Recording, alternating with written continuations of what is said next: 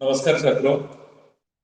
आज हम SY BA का मध्यकालीन काव्य इस विषय पर चर्चा करने जा रहे हैं।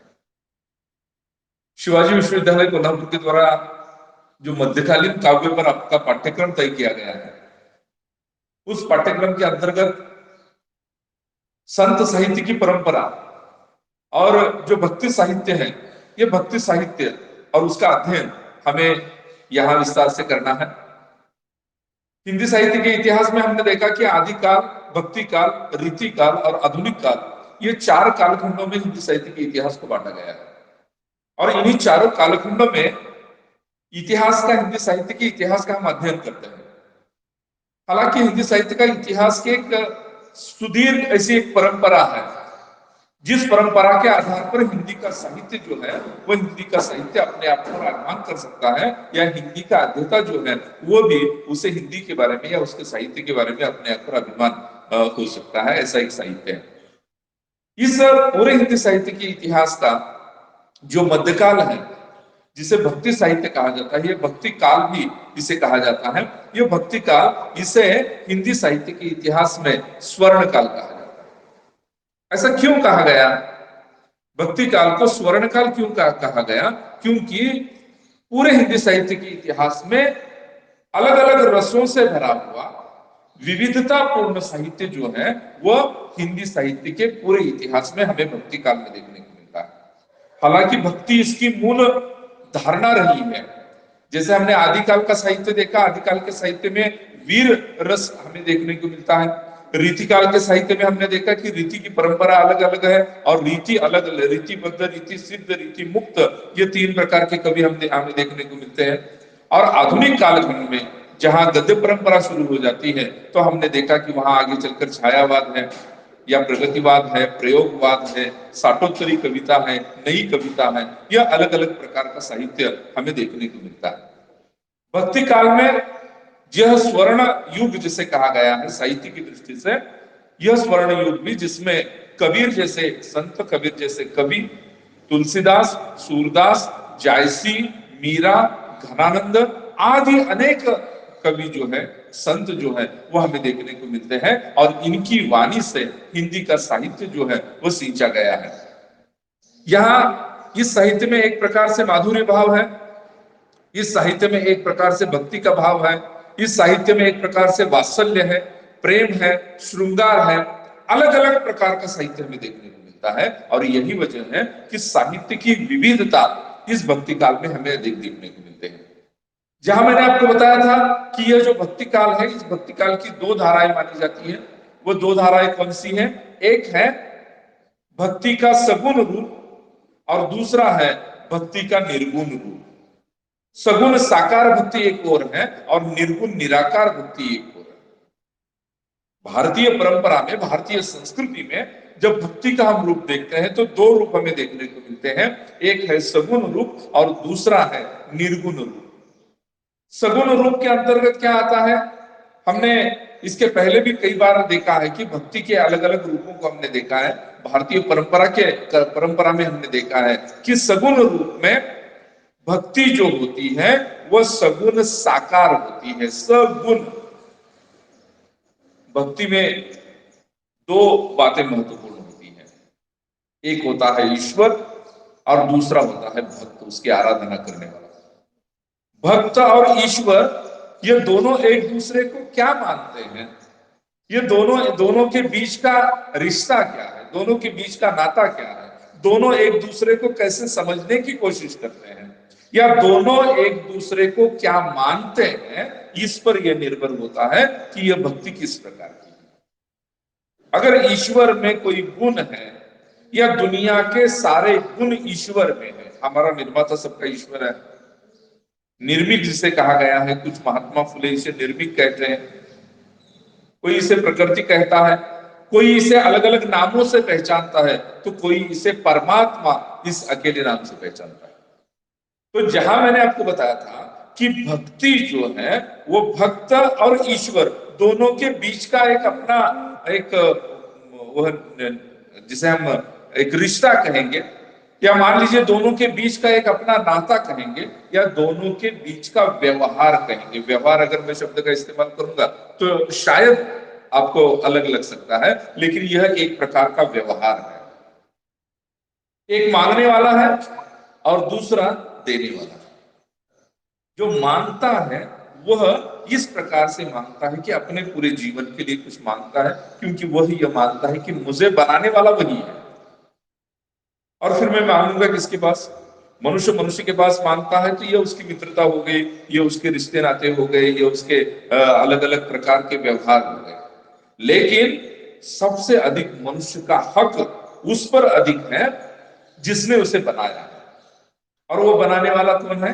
जिसे निर्भीक कहा जाता है, जिसे ईश्वर कहा जाता है, जिसे अल्लाह कहा जाता है, जिसे गॉड कहा जाता है। ये अलग अलग प्रकार के हम उसे मानने वाले हैं जिस प्रकार के, क्योंकि हमने ईश्वर को भी निश्चित रूप से क्या माना है? धर्म और जाति के आधार पर हमने उसे विभाजित करने का प्रयास किया। एक और पूरा विश्व निर्माण करने वाला निर्माता है, ऐसा हम मानते हैं। लेकिन दुर्भाग्य की बात यह है कि दुनिया में हमने ईश्वर को भी बांट लिया है। मुसलमानों का ईश्वर अलग है, हिंदुओं का ईश्वर अलग है, क्रिश्चियनों का ईश्वर अलग है। अलग अलग धर्म, अलग अलग ईश्वर, उनकी धारणाएं। हालांकि इससे आगे चलकर हम देखेंगे कि इससे आगे जब हम जाएंगे तो हमें पता चलता है कि ईश्वर एक है। अगर मनुष्य एक है, मनुष्य जाति एक है, तो ईश्वर भी एक ही होना चाहिए। ये मनुष्य का आग्रह होना चाहिए, लेकिन दुर्भाग्य से हम यह नहीं कर पाते। और फिर शुरू हो जाता है कि ईश्वर के अलग अलग रूपों को ढूंढना, ईश्वर के बारे में अलग अलग चिंतन करना। अगर मनुष्य एक है तो उसका ईश्वर क्यों नहीं एक नहीं है? यह प्रश्न आज तक किसी ने क्यों नहीं पूछा? अगर मनुष्य एक है, मनुष्य की जाति एक है, अलग अलग जानवरों की जाति जिस तरह से एक हो जाती है, वैसे ही मनुष्य जाति, दुनिया में जन्म लेने वाला हर मनुष्य अगर एक जैसा है तो उसका निर्माता, उसका ईश्वर भी एक ही जैसा होना चाहिए। यह परंपरा कहने वाला एक प्रकार है, लेकिन उसे अलग प्रकार के रूप में देखा गया है। वह सर्वमान्य मत नहीं है। तो फिर सर्वमान्य मत क्या है? जैसे हमने बताया कि हिंदुओं का ईश्वर अलग है, मुसलमानों का ईश्वर अलग है, क्रिश्चियनों का अलग है, बाइबल अलग है, कुरान अलग है, गीता अलग है, ऐसा हम मानते हैं। और इसी वजह से सगुण और निर्गुण दो धाराएं बहने लगी। यहां तक कि हमने देखा हर ईश्वर के नाम में, मान लीजिए हिंदू धर्म में भी अलग अलग धाराएं हमें देखने को मिलती है, क्रिश्चियन धर्म में भी अलग अलग धाराएं देखने को मिलती है, इस्लाम धर्म में भी अलग अलग धाराएं देखने को मिलती है। हालांकि बनाने वाला एक ही है। उस मतलब उस धर्म के आधार पर अगर कहेंगे तो उस पूरे धर्म का एक ही ईश्वर है, लेकिन फिर भी उसी धर्म में अलग अलग धाराएं हैं। ये हो भी सकता है क्योंकि मनुष्य, कहा जाता है कि मनुष्य विचारशील प्राणी है, वो सोचता अधिक है, विचार अधिक करता है। इस वजह से मत भिन्नता हो सकती है, किसी एक मत पर निर्भर वो नहीं रह सकता और रहना भी नहीं चाहिए। उसके अलग अलग विचार हो सकते हैं, वो अलग अलग विचार से अपने आप को अभिव्यक्त कर सकता है या किसी बात पर अपना विचार रख भी सकता है। तो मैं कहूंगा सगुण और निर्गुण ये जो दो धाराएं साहित्य में आई, उस दो धाराओं के आधार पर ईश्वर को अधोरेखित करने का, ईश्वर की व्याख्या करने का, या ईश्वर की यह जो भक्ति है उस भक्ति को, जिसे मैंने व्यवहार कहा, उस व्यवहार को अधोरेखित करने का काम अलग अलग संतों ने, अलग अलग भक्तों ने किया। और यही वजह है कि सगुण संप्रदाय में जहां हमने देखा कि सगुण संप्रदाय के अंतर्गत ईश्वर का रूप जो है वो सगुण और साकार होता है, उसका एक आकार है। और अगर आकार आ जाता है तो हम क्या कहेंगे? आकार जहां आता है वहां ईश्वर का रूप हमें दिखाई देता है, ईश्वर का स्वरूप हम तय करते हैं कि ईश्वर ऐसा होगा। अलग अलग मंदिरों का निर्माण हमने देखा है, अलग अलग मंदिरों में हमने अलग अलग मूर्तियां देखी है, और हमने ये तय किया है कि ईश्वर का आकार ऐसा होता है। उसका साकार होना हर एक व्यक्ति के सामने उसकी भक्ति को प्रकट करने के लिए, या उसे अपने आप को प्रकट करने के लिए ऐसी कोई चीज होनी चाहिए जिस चीज के सामने वो अपने मन के विचार व्यक्त कर सके, इसलिए हमने ईश्वर को आकार के रूप में प्रतिबद्ध करने का प्रयास किया। ये आकार देने वाला भी कौन है? हालांकि मनुष्य ही है। मनुष्य ने ही यह आकार दिया है कि उसे जैसे चाहे, उसे जैसा अच्छा लगे उस तरह का वो आकार देता है। लेकिन उसमें जो भक्ति है, वो भक्ति मनुष्य के मन की भक्ति है, वो पत्थर की नहीं है। तो मैं आपको ये बताना चाह रहा था कि सगुण भक्ति जो है कि ईश्वर में ये गुण है, ईश्वर में ये गुण है, सगुण गुण के साथ, और साकार जिसका कोई आकार है। जैसे हमने देखा कि राम की मूर्ति अलग है, कृष्ण की मूर्ति अलग है, अलग अलग धर्मों के अलग अलग जातियों के ईश्वर जो हमने देखा है। अगर ईश्वरों को कहा जाता है कि भारत में 33 करोड़ जो ईश्वर है वो देखे जाते हैं या उनके नाम गिनाए जाते हैं। मैंने तो कभी पूरे नहीं सुने, लेकिन फिर भी यह जो ईश्वर है, इतने जो ईश्वर है, वो हमें हमेशा उनके जिक्र, उसका उनका जो जिक्र है आता है, और वह अलग अलग मूर्तियों में ढाले हुए हमें देखने को मिलते हैं। तो यह एक प्रकार से सगुण भक्ति है, जहां ईश्वर को मंदिरों में खोजा जाता है, जहां ईश्वर को अलग अलग जगह पर खोजा जाता है, जहां ईश्वर साकार रूप में होता है और भक्त ईश्वर के चरणों पर अपने आप को समर्पित करता है। यहां सब कुछ विजिबल होता है, दिखाई देता है। ईश्वर कहाँ है? मंदिर में है। ईश्वर की जगह कहाँ है बैठने की? इस तरह से ईश्वर बैठा हुआ है, ईश्वर खड़ा हुआ है, ईश्वर लेटा हुआ है, यह हम देखते हैं। भगवान विष्णु जो है वो समंदर में कमल के फूल पर लेटे हुए हमें देखने को मिलते हैं। भगवान शंकर जी हिमालय पर बैठे हुए हमें देखने को मिलते हैं। प्रभु रामचंद्र जी अपने एक और उनके भाई लक्ष्मण जी हैं और दूसरी ओर उनकी धर्मपत्नी सीता है, उनके साथ खड़े हुए हमें देखने को मिलते हैं। महाराष्ट्र के पंढरपुर में अगर आप चले जाएंगे तो विठू माझा जिसे कहा जाता है, कानड़ा विठुलाई जिसे कहा जाता है, कि वो सदियों से खड़ा हुआ है मिट्टी के बनी हुई, वो जो मिट्टी की जिसे मराठी में वीट कहते हैं, वीट, विठेवर उभा, युगे युगान युगे अनेक 27 युग जो विठेवर उभा राहिलेला होता, तो वह जो ईश्वर है उसका हमने एक रूप तय किया है। और यह रूप जब तय हो जाता है तो मनुष्य के मन में ईश्वर की धारणा, विठल कैसा होगा? तो वो काला कलूटा है, जिसके दोनों कर जो है वो अपने कमर पर रखकर वो खड़ा हुआ है। उसकी पत्नी रखमाई वो कैसे होगी? प्रभु रामचंद्र कैसे होंगे? वो तो दिखाई देने में बहुत मतलब सौंदर्यवान थे, गोरे थे, बाल घुंघराले बाल थे। माँ सीता माई भी वैसी ही थी। तो यह रूप जो है वो भक्त के मन में बसा हुआ है, और वह भक्ति जो है जो अपने रूप को, अपने आराध्य को सामने रखकर उसकी भक्ति करती है, और इसी भक्ति को हमने सगुण भक्ति कहा।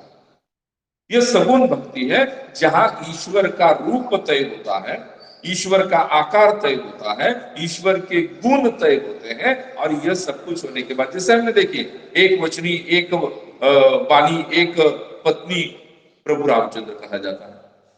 गीता का वचन कहने वाले कृष्ण कहते हैं। जो शंकर जी है, महादेव जी प्रभु जिसे हम कहते हैं, उनके गुण हमने बताए हैं कि वो भोले हैं।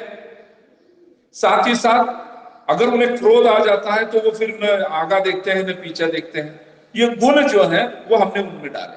प्रभु रामचंद्र के गुण हमने देखे हैं। प्रभु रामचंद्र सहनशील है, दुनिया को समझने वाले हैं, क्रोधित नहीं होते, युद्ध भी करते हैं तो शत्रु को पहले समझाते हैं, दया भाव उनके मन में है। ये सभी गुण हमने राम में देखे। कृष्ण में इसके उल्टा है। हमने कृष्ण को हमने हमेशा देखा है कि वो मतलब व्यवहार कैसे करते हैं। जैसे नीति, अलग अलग नीति, चाणक्य नीति जिसे कहा जाता है, अलग अलग नीति से वो किस तरह से वो लोगों के सामने अपने आप को व्यक्त करते हैं, ये गुण हमने देखे हैं। मुझे कहना यह है कि हर सगुण ईश्वर के गुण हमने तय किए हैं। ये क्रोधित है, ये सहनशील है, ये दयावान है, यह मतलब भोले हैं, ये सब कुछ गुण जो है हमने तय किए हैं। ऐसे ईश्वरों को हमने, या ऐसे भक्ति को हमने सगुण भक्ति इस रूप में देखा है। और फिर सगुन भक्ति धारा के अलग अलग कवि भी हमें देखने को मिलते हैं, जहां भक्त तुलसीदास हैं, सूरदास है, मीरा है। इन सभी के आराध्य जो है वो सगुन साकार रूप में है। सूरदास जब अपने साहित्य में कृष्ण का वर्णन करते हैं, तुलसीदास जब अपने साहित्य में प्रभु रामचंद्र का वर्णन करते हैं, तो प्रभु रामचंद्र के गुणों का वो जिक्र करते हैं। उनकी एक कहानी हमें हमारे सामने बताते हैं, और आगे जाकर यह कहानी या ये वह जो बातें वो अपने आराध्य के बारे में बताते हैं, तो वह सगुण रूप में, साकार रूप में भक्त के आंखों के सामने दिखाई देते हैं। और यही बात हमें सबसे अच्छी लगती है कि भक्ति, सगुण की भक्ति जो है वह साकार रूप में, जिसे विजिबल ऐसे कहा जाता है। ईश्वर अगर देखना है तो यहाँ आओ, मैं आपको मंदिर में ईश्वर बताता हूँ।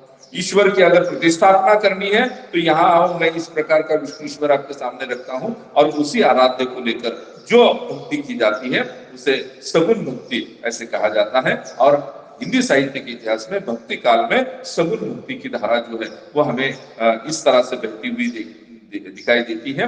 उसमें से पहले जो कवि है या भक्त है जिसका जिक्र मैंने अभी किया, वे हैं तुलसीदास, जिन्होंने प्रभु रामचंद्र को अपना आराध्य माना और रामचरितमानस लिखा।